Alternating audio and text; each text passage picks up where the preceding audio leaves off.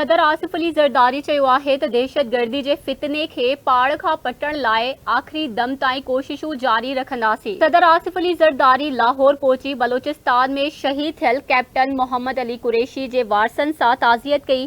आसिफ अली ज़रदारी शहीद मोहम्मद अली कुरैशी लाइ फातिहा ख़ुआनी करे संदसि बहादुरी ते खेसि भेटा पेश कई। उन मौक़े ते सदर आसिफ अली ज़रदारी चयो त हिन मुश्किल घड़ी में असां जूं हमदर्दियूं शहीद जे वारिसनि सां गॾु आहिनि। हुन चयो त दहशतगर्दी ख़िलाफ़ जंग में केतिरनि ई नौजवाननि जानुनि जो नज़रानो पेश कयो। संदसि चवणु हो त शहीद मोहतरमा बेनज़ीर भुट्टो बि दहशतगर्दी ख़िलाफ़ जंग में शहीद थी।